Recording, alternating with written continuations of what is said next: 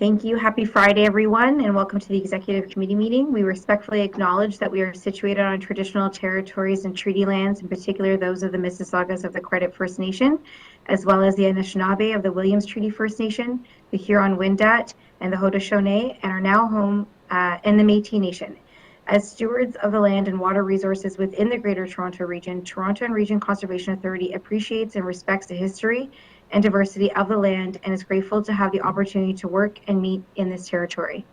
And with that, I will turn it over to our clerk for roll. Good morning. Thank you. Chapelwick? Present. Thank you. Demerla? Dyes? Present. Drake? Fletcher? Han? Okay. Hyatt? Good morning.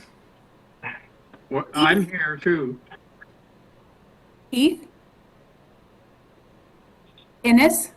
I'm here. I was just checking the alphabetical order. I think Gordon's after me, not before me. He I'm is. here. Right.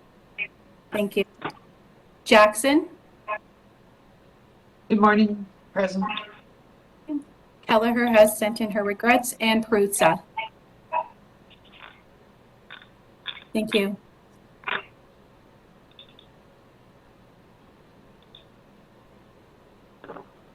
Thank you. Can I have a mover of the minutes of the meeting held on May the 6th? Move.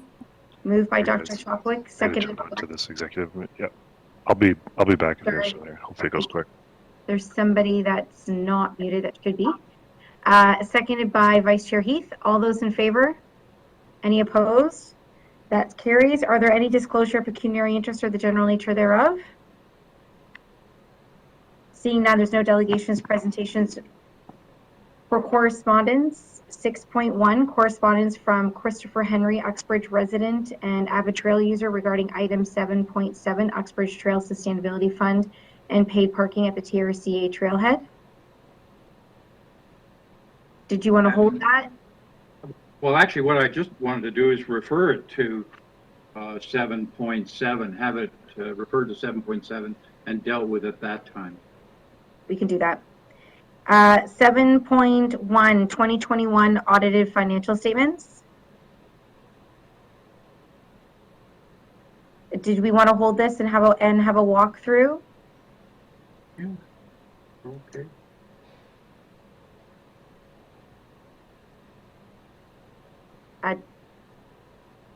No holds?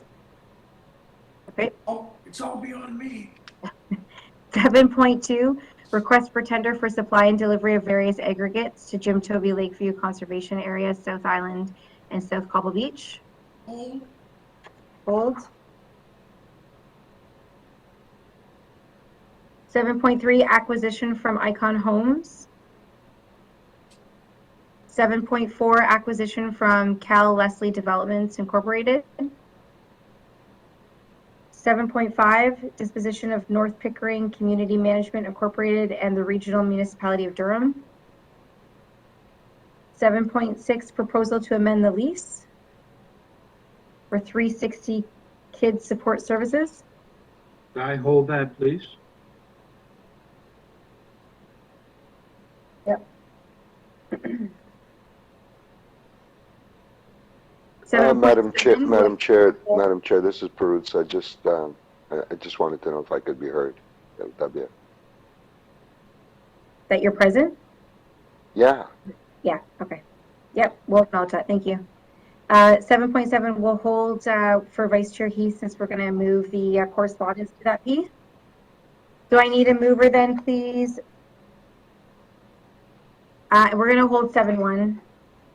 So I need a mover for 7.3, 7.4, 7.5. Moved by Regional Councillor Jackson, seconded by Councillor Hyatt. All those in favor? Any opposed? That carries. 8.1, application for permit pursuant to Section 28-0-1 of the Conservation Authorities Act, Minister Zoning Order, Ontario Regulation 515-21. 8.2, request for proposal for detailed design for Colonial Samuel Smith Park, City of Toronto. May I have a mover, please, for 8.1 and 8.2?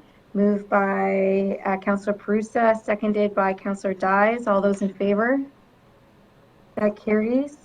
Section 3, 9.1, 2022 3-month financial report. 9.2, 2023 preliminary municipal budget update. 9. Sorry, that was 9.2. 9.3, first quarter communication summary report. Can I hold that? Yep. So mover then for 9.1 and 9.2. Dr. Han, you want to move that? Dr. Drake, second that. All those in favor? Any opposed? That carries. Section 4, number Ontario Regulation 166-06 as amended. 10.1, City of Pickering. 10.2, City of Toronto, Toronto and East York Community Area. 10.3, City of Vaughan. 12646564 Ontario Limited. 10.4, standard delegated permits for receipt, staff approved and issued. So mover for 10 through to 10.4. Dr. Drake, seconded by Dr. Chopway. All those in favor? Any opposed? That carries.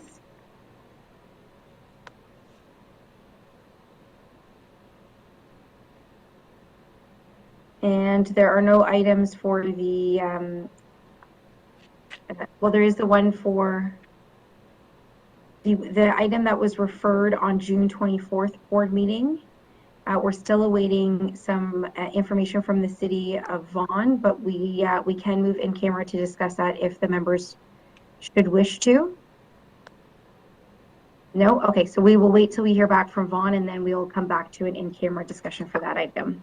So circling back, we will start then with 7.1, the 2021 audited financial statements.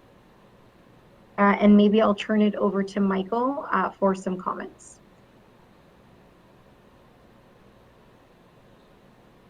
Good morning, everyone. First off, I wanted to introduce Kevin Travers, who's the partner from KPMG, as well as Vlad Servin, who's the senior manager from KPMG on our audit. Wanted to make sure that they had the opportunity today to walk through their audit findings reports, but also did want to hold this just to have the opportunity to do a quick overview, and I know we provided it within the report itself. But really, 2021 was another good news story for TRCA, in which our revenues are $160 million. We continue to build our accumulated surplus and our unrestricted surplus as a part of that. So it's really a testament to the fantastic work that our staff are doing in conjunction with our municipal partners, which are driving a lot of the revenues and the projects and programs and services that TRCA is offering. So on that note, I'd like to introduce Kevin and Vlad to walk through the audit findings report. Morning, Kevin. Good morning, Michael. Good morning, everyone. We'll just make a few really high-level remarks this morning with respect to the audit itself, and then be happy to respond to any questions. I am joined this morning by Vlad Servin, the senior manager on the audit. Our findings report begins, I believe, on page 35 of your agenda material. What I'd like to say with respect to the audit itself is we've completed our work. We're in a position to issue our unqualified audit opinion for the Toronto and Region Conservation Authority for the year ended December 31st, 2021. The audit's been completed with, there were really the only things that are outstanding are just completing our discussions with you this morning. But within the material itself, you'll see within the document, there are a couple of items that were listed as being audit differences. These are considered to be immaterial by management, and we agree with that comment. We did not identify any significant control deficiencies during the process of performing our audit. There were 2 performance improvement observations that we've identified. Management's responses to those observations have been listed in our report as well too. We've listed in the document the areas of which we focused our audit, the procedures we performed, and the results thereon. We've also listed in our document in the appendices a number of areas which we would consider to be of particular interest to those organizations and to those individuals that have oversight responsibility over financial reporting. So with that, we'll leave those as being the high-level comments we have on the audit itself, but we'd be happy to respond to any questions that you have this morning. Thank you, Kevin. Are there any members of the board who have any questions? Can I get, sorry, Vice Chair Heath? No, I was just going to move it and say how proud I am to be a board member of the TRCA, which is run very well financially. And it is noticeable, Madam Chair, that over not the COVID years, but over the last several years, including the COVID years, that the financial strength of the TRCA has improved and increased, and the oversight has increased as well by this board, or the executive and the board, and these are all things. So I'm pleased to move the recommendation. Thank you, Vice Chair Heath. And can I have a seconder? Second by Dr. Hen. So that was moved by Vice Chair Heath and seconded by Dr. Hen. All those in favor? Any opposed? That's carried. Thank you, Kevin, for walking us through that. Item 7.2, request for tender for supply and delivery of various aggregates to the Jim Tovey Lakeview Conservation Area. This item was held by Dr. Chopwick. Thank you, Madam Chair. I do apologize for bringing this matter up and asking the question at this late stage in the progress of the project. But I've often wondered about these projects where material is dumped out into Lake Ontario. Who is it? What agency grants final approval for creating an island or a promontory or a spit out into Lake Ontario? That's the question. What agency gives the final approval for that? Anil? A great question, and through you, Madam Chair, I think there's a combination of approvals that are required in order to facilitate that. So there is no like specific final approval. There are a series of approvals that we go through, including our DFO, Department of Fisheries and Oceans approvals that are required as part of that exercise. And could certainly get into a little bit more detail. I could, if Mike Pusa, Mike Pusa is on the line as well, then I'd be able to walk through a few other details if you'd like to get into a few more of the details there. So the answer is it's multi-headed, multifaceted. Okay. Now, another question is, what is your best estimate of how long these structures will last? Now, the reason why I ask that is Sir Samuel Smith structures are in need of rectification, renovation, repair. And for the greater short-term social good, humans are running about building things in places where they should not. There was the issue of people building houses in flood zones. But in this case, we seem to be fine with putting things out into the lake. Nature comes along later and says, no, this is not according to what I want. And I'm not being flippant about it, I'm just being casual in my comments.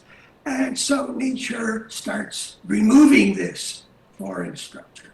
So how long do you think this will be before society and taxpayers are charged with the cost of repair and maintenance? Do you have an estimate? Or is this not in the plan? Are you setting aside capital to take care of things 10 years down the road? That's a very good question. I think probably a couple of parts, and then I'll kind of pass it on to Mike as well for any additional. But I think part of our assessment going forward now is to, based on some of the lessons learned from a lot of our work along the waterfront, we've really looked at in terms of how we implement the projects to increase that lifespan. We certainly have a lot of lessons learned from a number of the projects. So I think we've, as we look forward, we're certainly implementing those lessons learned. So the lifespan of these is longer than it would have been historically.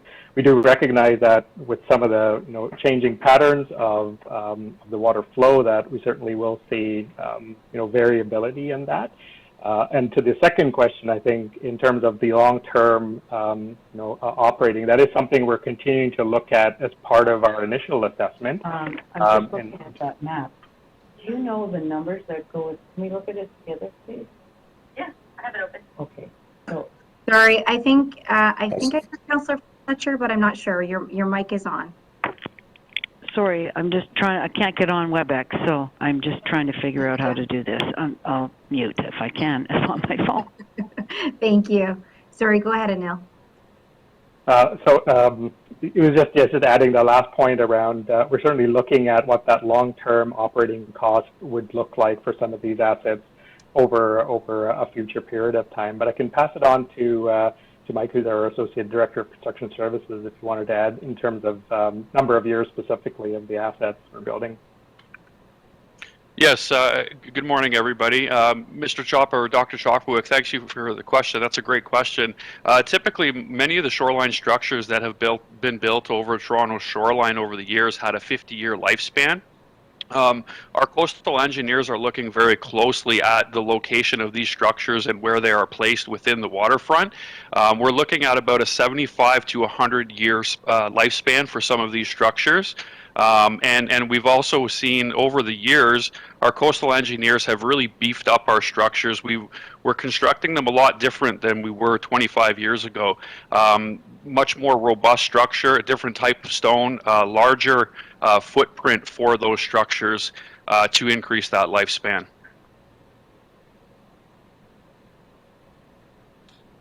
Good. I'm relieved to hear that. Keeping in mind, you see, that I was sitting in front of screens watching the results of Hurricane Hazel, and houses actually drifting down the Humber River at that time. I was there. And so I'm very much aware of the power of nature, and I do believe that the nature is omnipotent, and I know I'm in a minority when I say that. But I just thought it had to be said that hopefully planning is being carried out and budgeting is being carried out, because these matters will have to be funded in future, because they will fail. They will fail. And I hate to be negative about that, but nature made the bluffs and nature will take them away.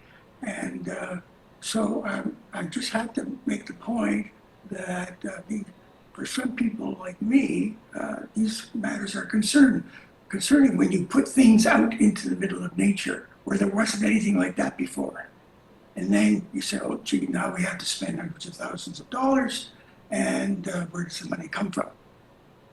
Anyway, that's my point for the discussion. Thank you very much for the time to make the point.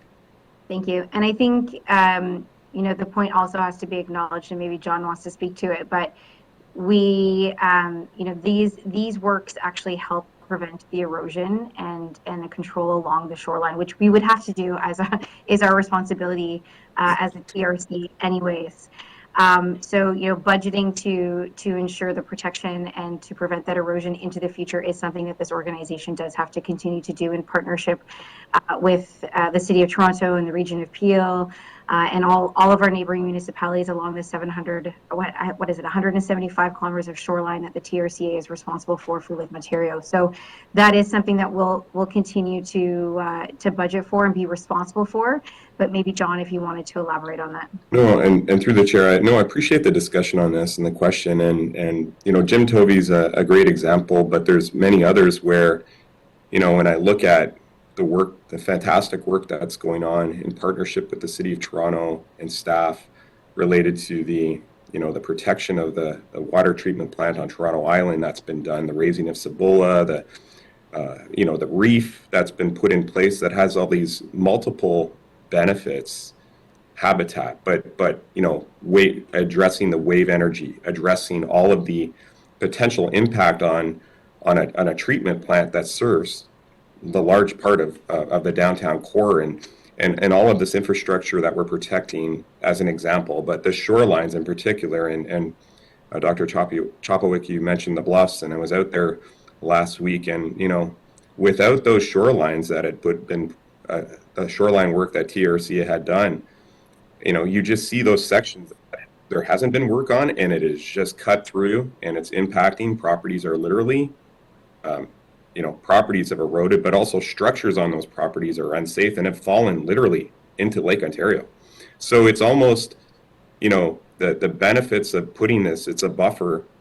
Our shorelines are being impacted by extreme weather events constantly, high wave action, and we've seen it all. So I think, you know, there's the shorelines themselves, and we're planning that in a much more precise way based on the lessons learned. And I think that's what staff was trying to address, you know, the armor stone, how it's placed, the freeboard that is included to reflect that we've learned what high lake events are like. And so we have brought that freeboard consideration, that extra,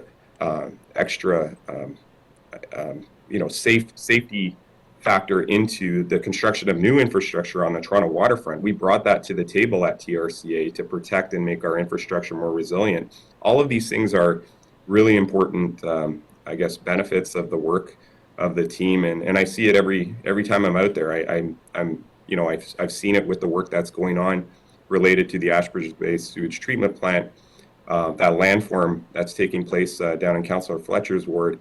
The work that's going on out there, it's incredible, and it's protecting billions of dollars of infrastructure investments, and all the work along the waterfront. It's really tremendous. So I guess the important thing is to know that there's all of this existing aged infrastructure within and potentially impacted by all these high lake events and extreme weather events that keep coming our way with more frequency due to climate change. So I think it's going to be, you know, something that we're going to have to keep doing and bringing the science to bear on all across our waterfront and even in the riverine systems as well. So appreciate it. And I think, you know, it'd be great if we could have a little bit more discussion on that, maybe one-on-one with you, Dr. Chopowicz, and would welcome that.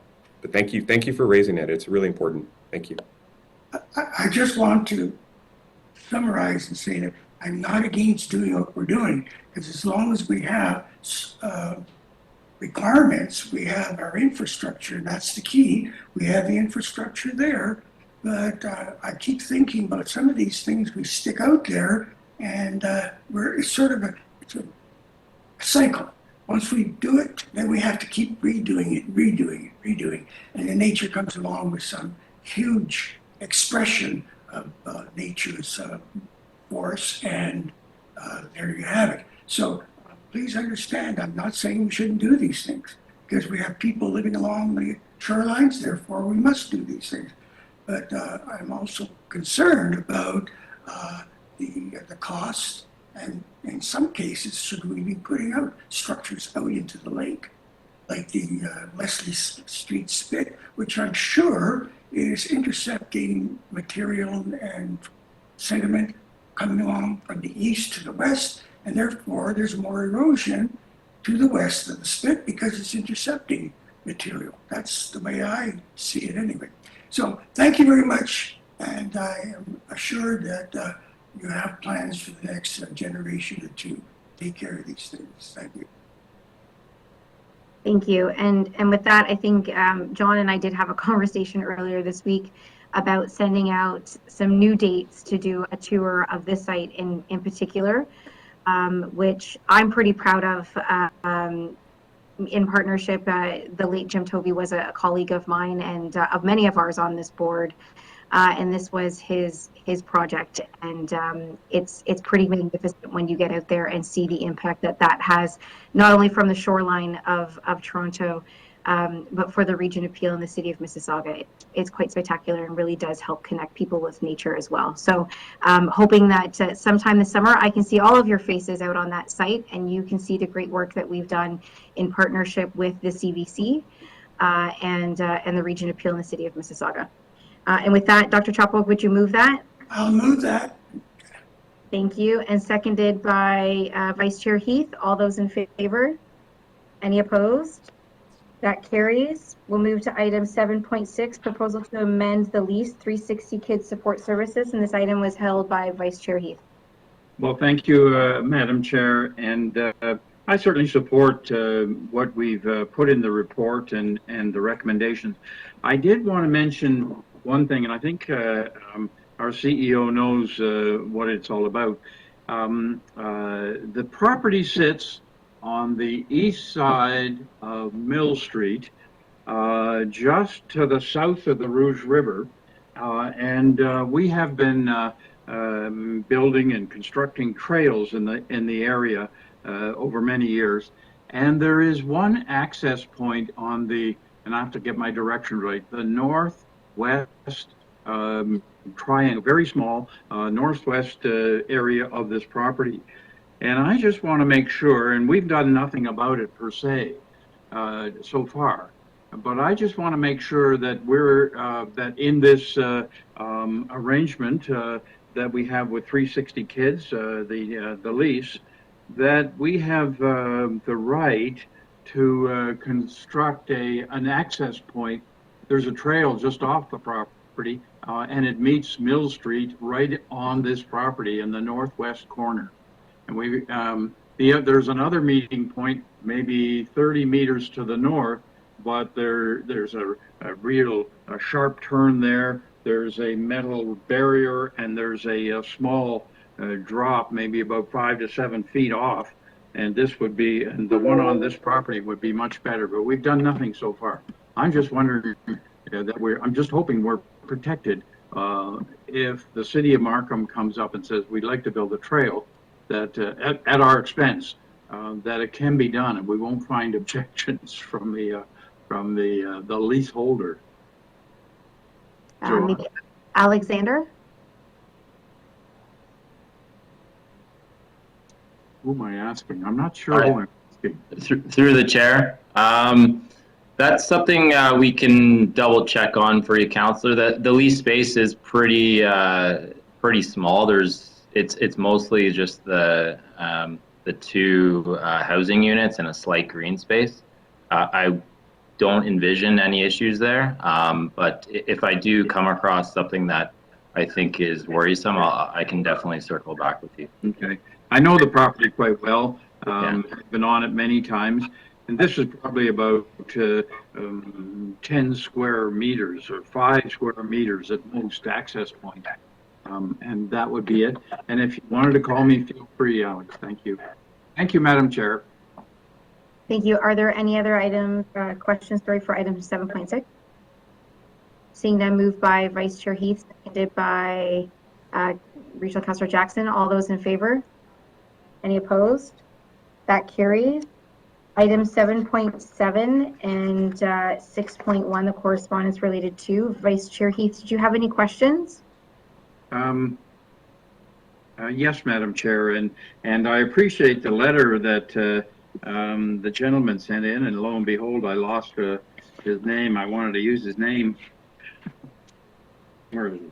Mr. Henry, Chris Henry, and it's a very important letter, Madam Chair. He talks about two things. He talks about invasive species and finding a way to financial support to attack them with a significant result. Not just a little bit of we pull that over here, but really have an impact. And he also he makes a note of how many more people are using the trails in Uxbridge and everywhere else as well because of the COVID issues, and they're taking their dogs and letting them run loose, etc. And so he applauds the TRCA for looking at a pilot project for parking fees in and around that area.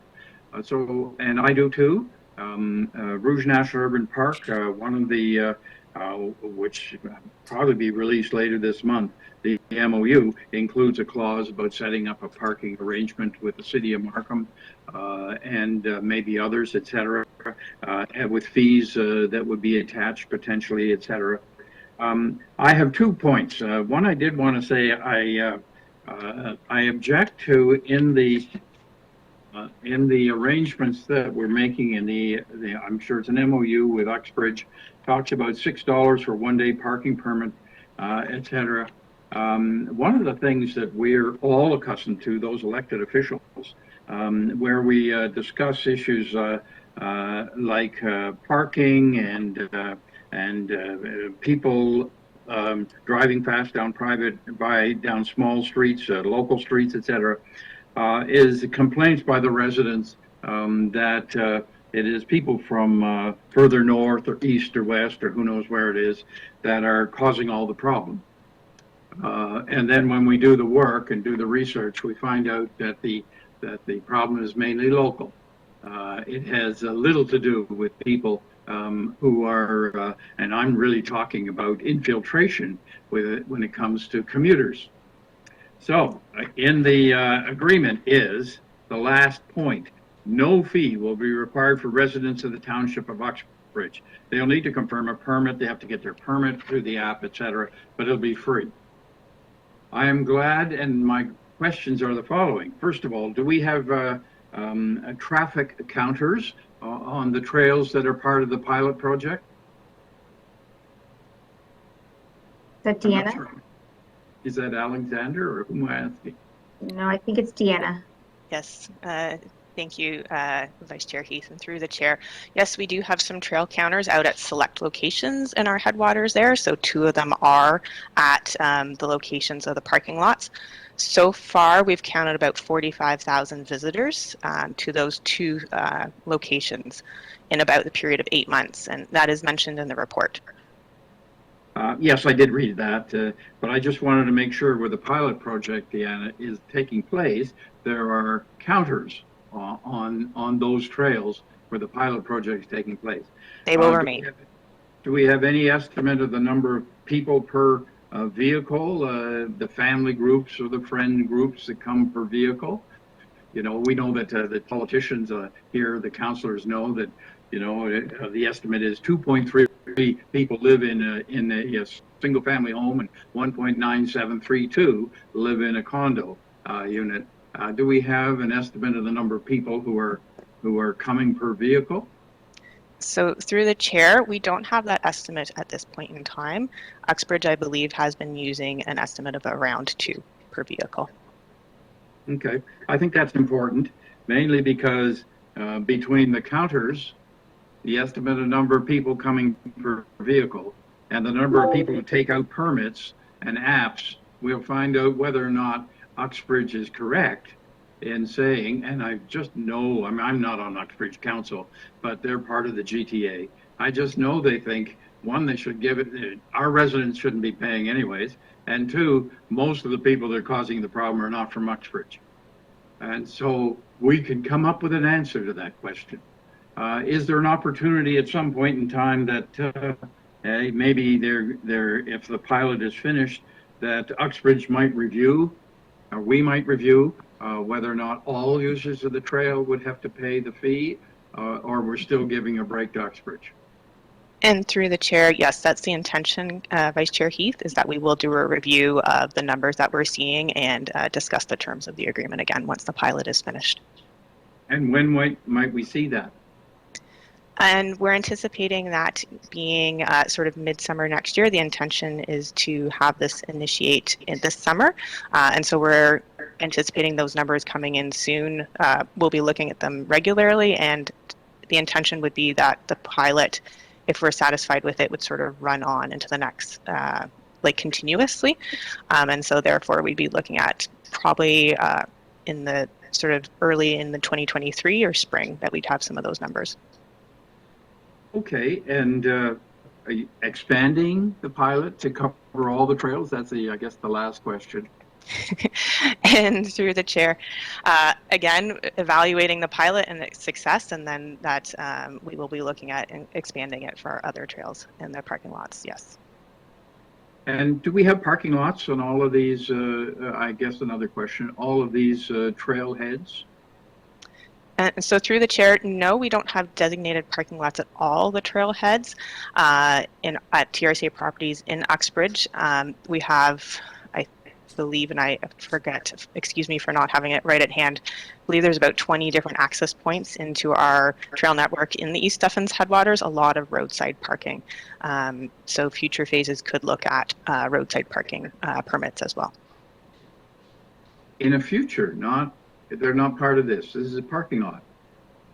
This is, at this point in time, is targeted at the parking lots as it relates to TRCA properties. Okay. Well, thank you. Madam Chair, I really endorse what Deanna and the TRCA is doing.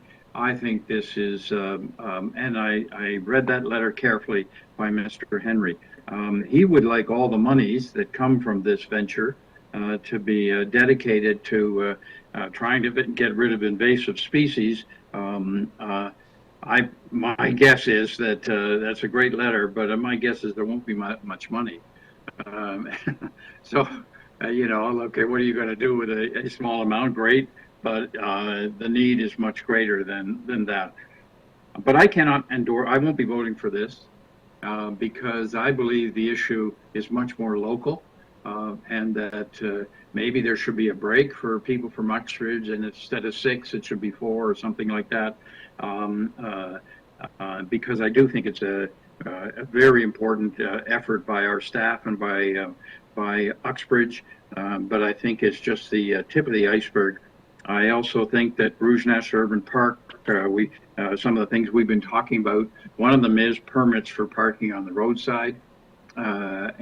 Or permitted areas where you can park, designated areas where you, if you have the permit, can park, and areas where obviously you can't park and you're just going to get a parking ticket, which might be for $30 or $40. And so I think it's a great venture. I commend everybody, but I don't want this to be seen as unanimous coming from the TRCA. But anyone can pass on my comments if they wish, that we think that everybody should be paying parking in these circumstances because the environmental need is so great. And Mr. Henry's a great idea, but I don't think there's much money coming so far. Anyway, that's where I'm coming from. Thank you. Thank you. Dr. Chopwick? Thank you, Madam Chair. I'm glad that Councillor Heath brought the matter up. Because I was bothered by what I read, just one of these niggling things. Do any funds come from Markham residents into TRCA that help sustain this? In other words, aren't people from outside Uxbridge already paying money into TRCA that TRCA is using? Like, not the majority, but some. And you see, the answer to that question, that's what was bothering me, because to say that you will pay full fee, others don't pay any fee, there's a very clear demarcation and cutoff that only Uxbridge people are paying their local taxes and sustaining this initiative, when I didn't think that that's quite true. So my question is, aren't funds coming into this project from others outside Uxbridge? Deanna, do you want to respond? Thank you, Chair. And it's actually Michael and I were just messaging, and I'm going to defer over to Mr. Talensky. Perfect. Thanks, Deanna. From a Markham perspective, it's really fee-for-service work that we get. We don't levy Markham directly, as you're aware. So whether we're applying money through levy through the upper tier, there's minimal amounts that would go to the trail projects. Maybe I'll add, through the chair, there's very little funding that we get for operations and maintenance on trails from the regional municipality of Durham. And while there has been, occasionally the odd expenditure, and I know Regional Councillor Hyatt and Joanna Dyes have supported our efforts to try to get some emergency funding to address emerald ash borer, hazard trees, and other important projects that we've tried to do, and trail related projects. It's been very limited in terms of operations and maintenance funding that we get from the region of Durham. Hence the interest by the township of Uxbridge, the trail capital of Canada.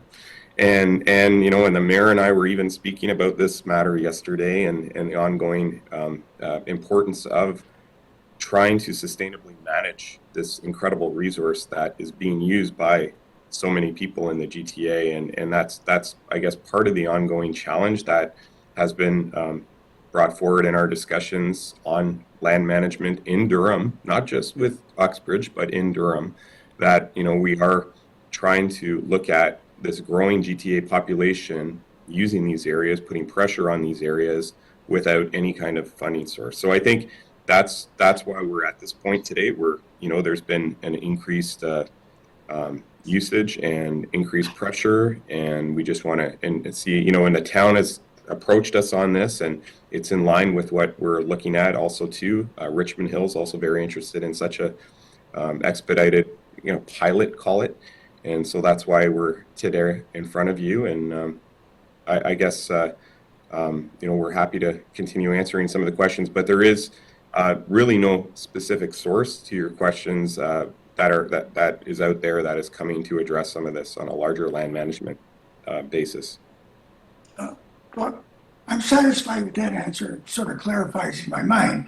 It was so clear. No charge, full charge, etc. I just want to make the point, though, reflecting on my age, I'm bothered by the fact that this is going to be based on smartphone apps. Several times in the last week, I've gone into the hospital without my phone, and of course, I didn't have my proof of vaccination with me, and that caused a 5-minute wait for everybody in the line while they searched the provincial website for my vaccination information. So a person like me says, oh, smartphone app, gee, what if I don't have a smartphone? Then what? I'm being discriminated against, yes. Okay. Anyway, I just thought I'd make that point that people will forget their phones, or people don't have a smartphone. And then what?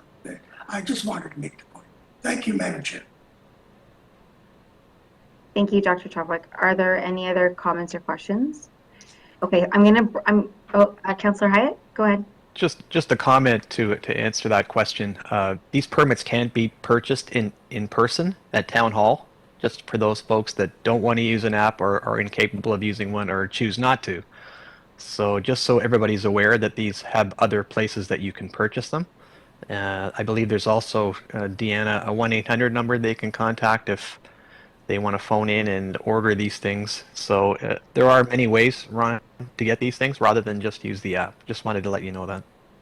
So I don't have to trot over to Uxbridge to get one. I can phone and get it? I believe there is a number, and again, staff can jump in, correct me, but I'm pretty sure that we're going down that road. We haven't done it yet. As I say, this is a test case. There are lots of little niggly things to work out, and we are moving forward to do that. So the app is one portion of it. It's not the all-encompassing way of accessing it. So I hope that helps. Thank you, Gord. Okay, so I'm going to separate the correspondence from the actual item number, and maybe can I have Vice Chair Heath move the correspondence, seconded by Councillor Hyatt, that the correspondence from Christopher Henry, Uxbridge resident and avid trail user, regarding item 7.7 Uxbridge Trail Sustainability Fund and paid parking at TRCA Trailhead be received. All those in favor? Any opposed? That carries. And then we'll move to item 7.7. Councillor Hyatt, did you want to move that? Seconded by Councillor Dyes. All those in favor? Those opposed? Noted, Vice Chair Heath. That carries.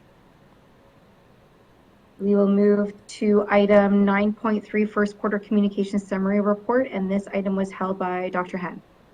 Thank you, Madam Chair. So I just want to congratulate John and our TRCA team. I looked at all the numbers. We did a really good job on the social media and media exposure. So my minor question is that I noticed that we have done one interview at the Omni TV, so it is a Cantonese version, although in Chinese, but they translate into Cantonese. So I'm just wondering, so of course I know I am helping the Sikis Foundation to do their multicultural exposure, media exposure. So I know it's not easy job, but if we already tried the Cantonese version, so we have the plan to expand it to the mainland Chinese and also to include other multicultural media outlets.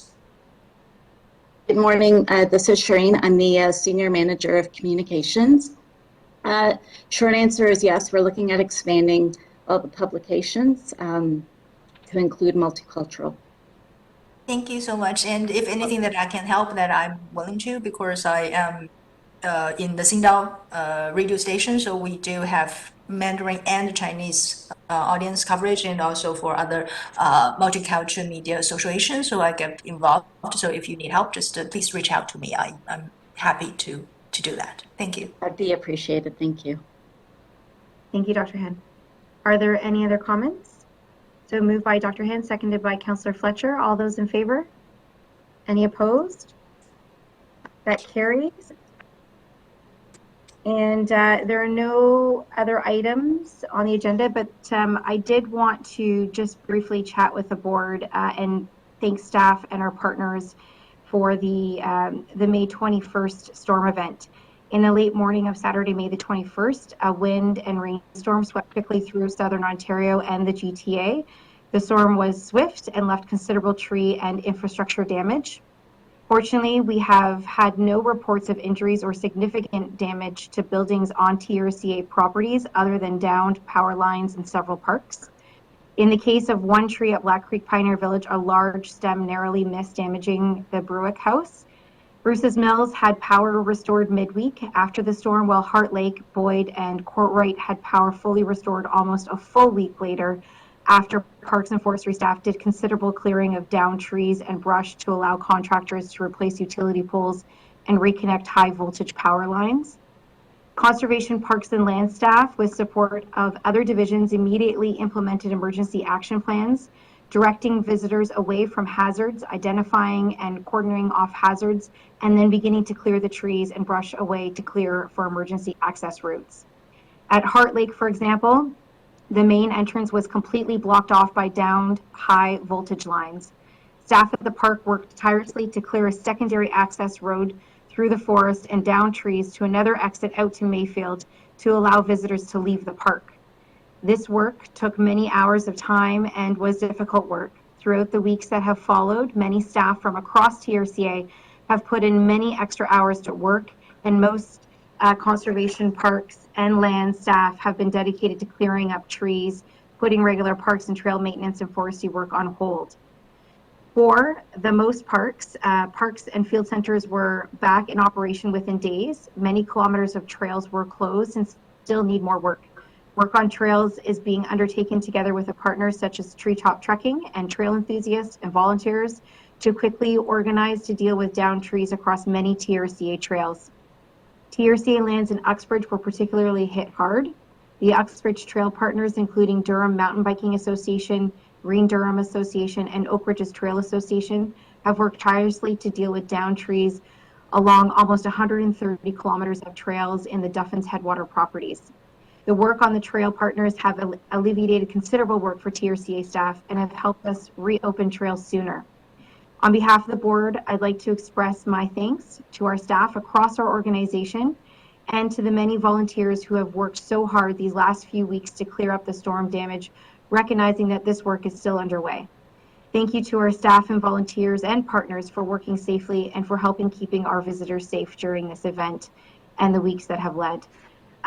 Just a really big thank you to everybody. I'm not sure if any of you saw it, but I know in the area that I represent in Caledon, that the lands just north of Heart Lake, as an example, were devastated. Entire trees were ripped up from the roots, and these are full-size 60, 70-year-old trees. So just a really big thank you to our staff, because in the case of Heart Lake, there was some safety issues when the high power voltage lines are down, and your crews worked really hard and fast to make sure that first and foremost the patrons using those facilities were safe, but then had a means to exit some of those facilities, in the case of Heart Lake, making an exit. So thank you very, very much, and thank you for the work that continues, and hopefully we don't have another storm like that anytime soon, and we can begin back to the restoration and works in the rest of our parks program. So thank you very, very much.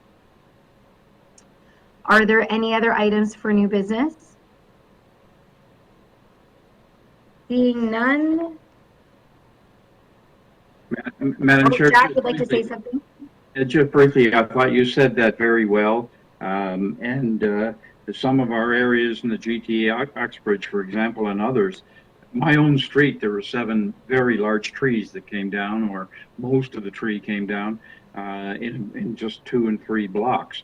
But I thought you said it very well. I would like to, at the board, I'd like you to repeat that because you said it so well. But I'd also, at the end, I'd put a paragraph, I'd recommend that the board pass something to thank the staff, the volunteers, as well as the communications people, because I felt we heard a great deal of what was going on at the TRCA, and sometimes way back, we haven't as much heard what we're doing. And so I thought that was great. So I would recommend you do it again and ask for a motion, or maybe have it printed out, who could move it, who could second it, or something like that when we get to the board in a couple of weeks. Anyways, I had one more, if I could, or John wants to talk about that, then I have one other item. No. Through the chair, we also have been apprised as of actually this morning by some city Uxbridge officials that there is an ODRAP application, ODRAP process that has been initiated by them, and there may be some tie-in formally to what our crews have been assisting and working on within the township. So that's the process where they have to apply to the province for Ontario Disaster Relief Assistance Program, and so we may be involved in some of that as well, and so I think there may actually be something that we need to bring to the board on this. So we're figuring that out right now, and so I just wanted to note that in relationship to that item, and Gord may know this better because it's his council and his team, but that is something that maybe we may be involved in. Anyway, just wanted to note that. Thank you. And we certainly appreciate your full support when that comes forward. Thanks, John. Thank you. And Jack, do you had one more thing you want to add? Yes, we were to have, Madam Chair, a hearing later today, was moved into September. And one wonders why we couldn't, or maybe it can't be done anyways. Maybe it's not ready. It couldn't be done, let's say, in July. I didn't think it had to correspond directly with executive committee meeting, or we could hold another one. I'm sure most of us would be available sometime in July if it's necessary. I wasn't sure of the movement, the date chosen. That I thought there must be some good reason, but why it's now still it's 3 months away as opposed to maybe a month. Maybe John. I'm going to ask Michael to respond to that.